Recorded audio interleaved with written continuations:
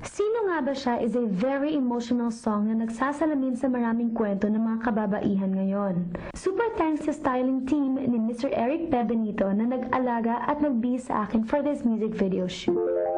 3, 2, 1, bata! So yung ginawa po namin shot kanina, meron siyang visual effects na ang ginawa high speed siya. So ang effect niya, yung elements, yung ginamit nila yung petals, parang in slow motion sila. Syempre ang ginawa hinagis, no? So parang yun nga ang effect, paakit siya. Paakyat. So floating lang yung petals. Ang ganda. Yung elements na ginamit yun yung parang mga memorable items na bigay siguro nung guy. Ganun.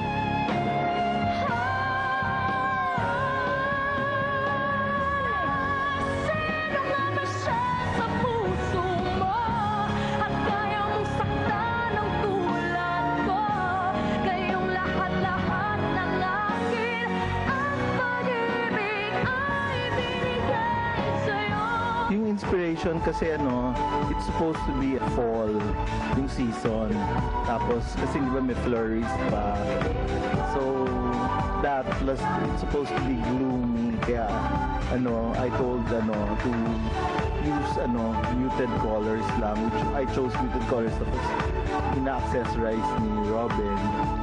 I'm sure by next month everyone will be wearing it. Napaka-conspicuous ng accessory.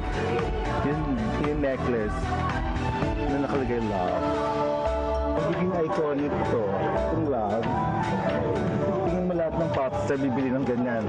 Bukas na. Ha? Tagal ko na siya ginagawa, so walang kaproblema. Hindi siya diva. It's effortless. Parang wala lang. It's a walk in the park. Masyang personal style agad. So very natural looking mga clothes sa kanya.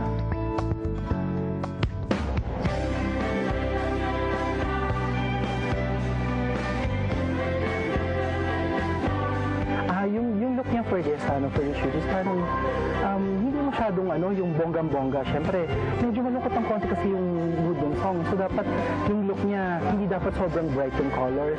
Dapat tama lang yung shades niya, like shade of browns and mga pinks lang. Hindi pwede tayo maggawa na parang mga dark na makeup kasi parang malalabanan ng makeup yung song. So dapat balance lang. Sa totoo lang, hindi ako nahirapan kasi yung skin ni Sarah, that's her best asset for me. Kasi yung skin niya, it's really, really clear.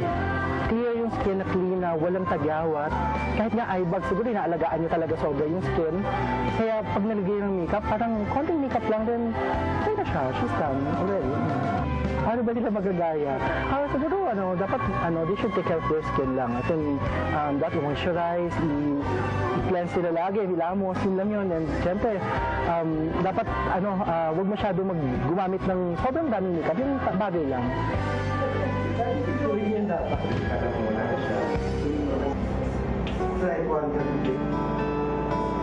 For the shoot, ang ginawa ko kay Sarah, medyo wavy lang siya, hindi siya like sobrang kulot, tapos hindi rin siya like sobrang ayos na ayos.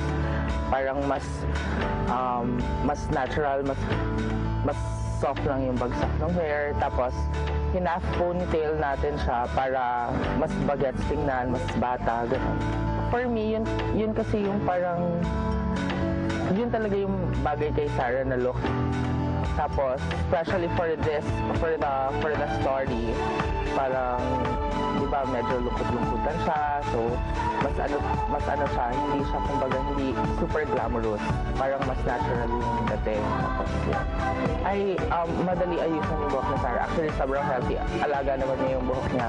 So, madaling sumunod. Tapos, hindi rin siya, meron kasing ibang hair na yung sobrang manipis na kapag kinurl mo, after a few minutes, bagsak na sa kanya, nagtatagal naman.